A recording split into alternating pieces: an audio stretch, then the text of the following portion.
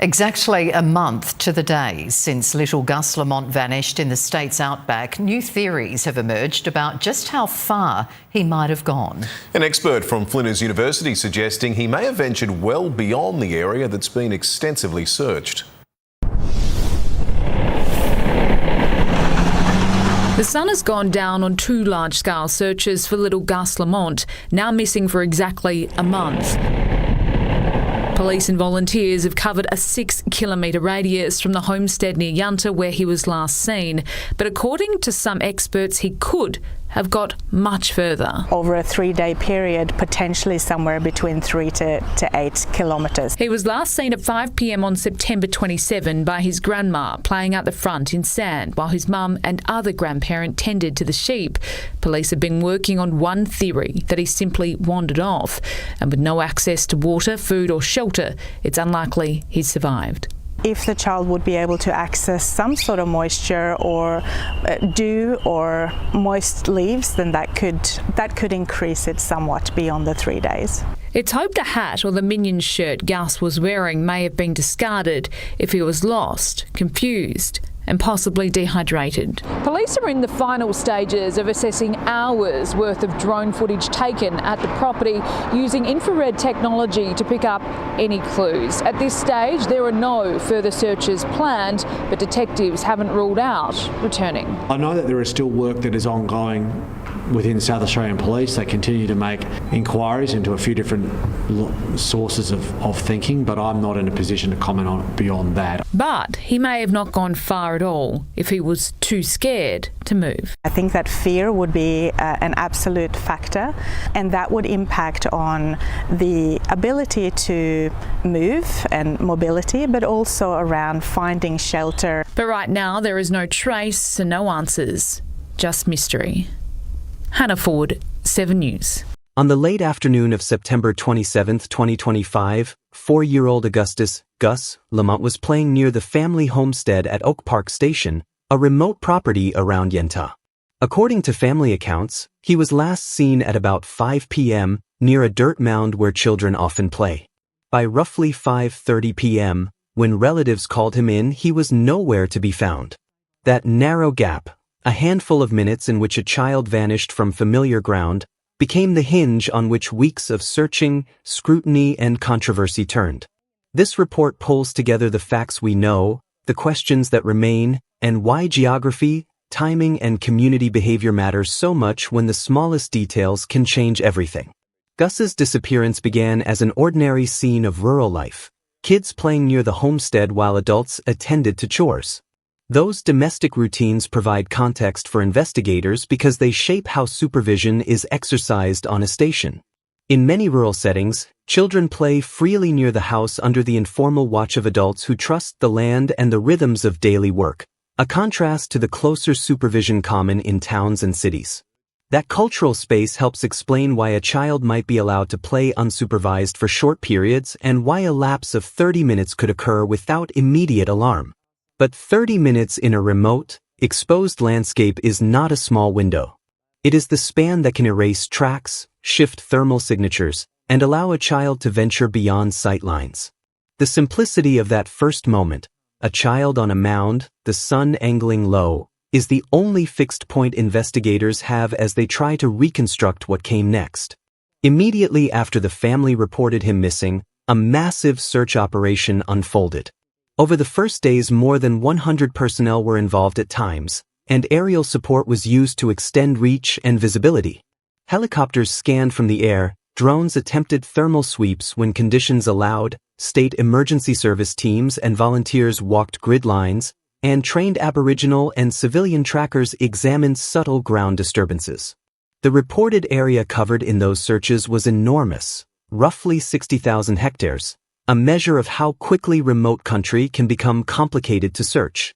That scale matters because even with dozens of people walking lines every day, the odds of missing a faint sign increase when the backdrop is featureless scrub and shifting sand.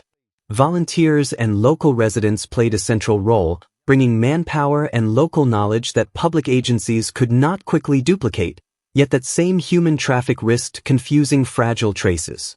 The sheer breadth of effort underscores both the urgency and the limitations authorities faced in the earliest response. Despite that massive effort, the ground returned only one small, child-sized footprint, a single impression logged about 500 meters from the homestead. For volunteers and family, that print offered a momentary surge of hope. Maybe a trail could be followed. For investigators, that single print raised immediate questions. Was it recent? Was it authentic? Did it form part of a sequence? And had it been contaminated by subsequent foot traffic? Outdoor impressions are fragile evidence. Wind can soften edges within minutes, animals can distort the pattern, and multiple passes by searchers can obliterate context. Forensic teams photographed the impression, attempted to cast it where possible, and compared its dimensions to known samples, but ultimately the print did not produce the kind of unambiguous sequence that would confirm a path of movement. As a solitary piece of physical evidence, it was important, but insufficient on its own to determine definitive movement or outcome. Given the limited physical findings, police eventually scaled back visible search operations. That decision inflamed public anxiety, volunteers felt deflated, families feared abandonment, and social media spun with conjecture. Operationally, though, a scaleback is a common, if painful, choice.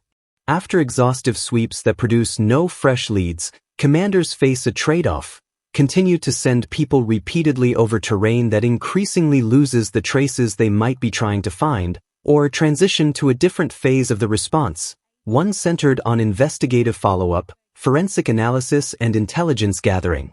In Gus's case, police reallocated resources toward evidence review and interviews with witnesses, neighbors, and family members. That administrative shift does not mean an end to the search in spirit. It means the approach changes. Where boots and eyes comb terrain for immediate rescue, investigators will pursue timelines, phone and vehicle metadata, verified tips, and anything that can tie human movement to the brief minutes that matter. Experts and searchers disagreed publicly about critical questions. Did Gus remain on the station, hidden in scrub or a shallow depression, or did he move beyond the areas initially swept? Some trackers argued that the land is forgiving of small movements and can conceal a child within a short distance. A hollow under spine effects, a drainage line, or a rocky break can hide small body heat and complicate aerial detection. Others pointed out that the property's grazing patterns, fence lines, and nearby tracks made certain escape corridors more or less likely, and that the absence of debris or further prints beyond the solitary impression suggested that he may not have wandered far. These differing expert interpretations are not evidence of incompetence. They are an honest reflection of how complex reading a landscape can be. Each perspective offers value. Trackers emphasize microterrain that machines miss, while aerial analysts and technicians emphasize patterns that can be picked up from above. Reconciling those views is necessary but difficult when time erodes the scene. Investigators have been careful to keep multiple hypotheses active.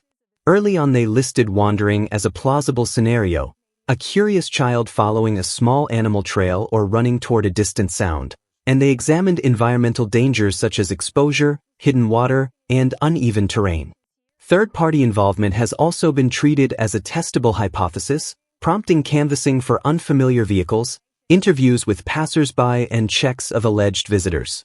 Police additionally followed lines of inquiry related to family dynamics: who was present, how supervision was exercised, and whether any inconsistencies in recollection or movement needed further clarification. The key here is methodical testing.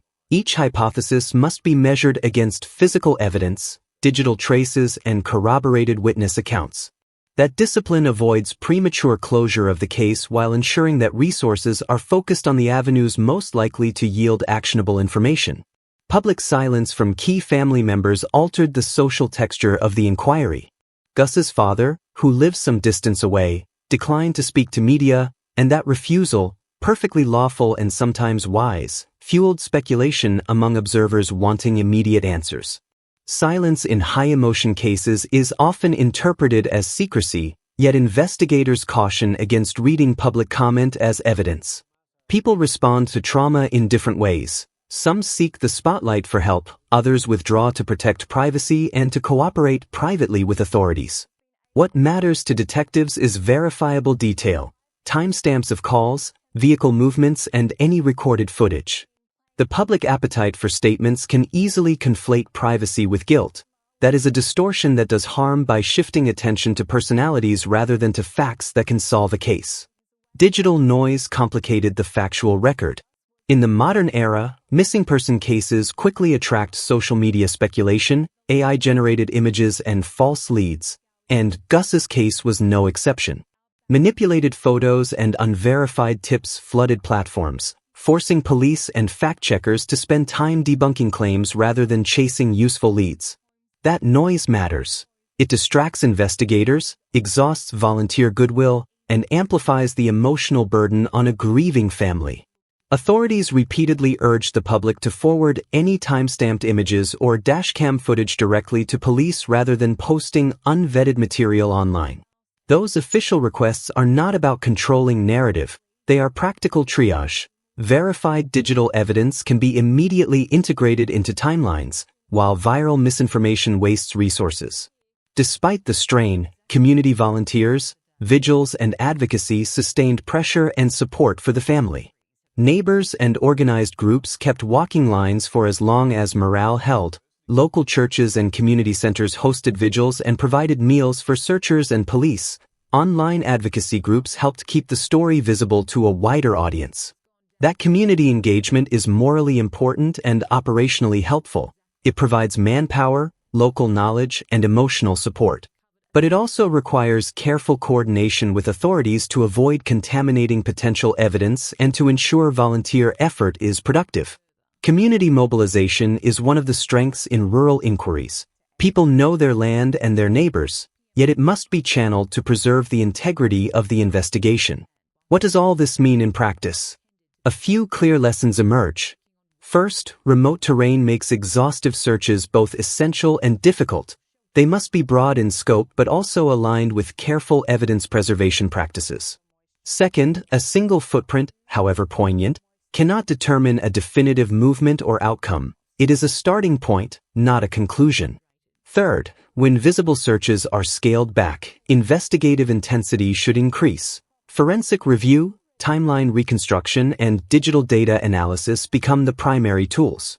Fourth, public speculation and unverified digital content risk harming families and muddying the investigative trail. Verified, time-stamped evidence is the real currency investigators need.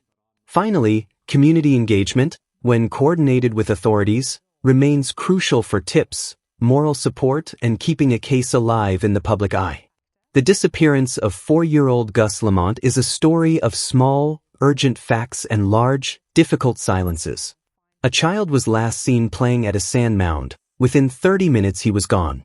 A massive search covered tens of thousands of hectares and involved hundreds of boots and aerial assets. Only a single, inconclusive child-sized footprint was found.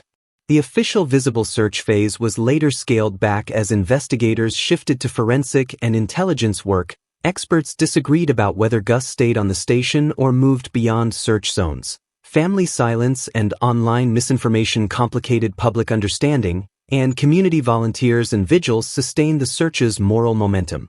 If you can help, the most useful things are simple. Check any timestamped photos or dashcam footage you have from that date and area. Note the exact time and location of any unusual vehicle or person you remember, and pass that information directly to the police handling the case rather than posting it online. Keep the family in your thoughts without rushing to judgment. The path from questions to answers is often built from patient, verified details, one small piece at a time.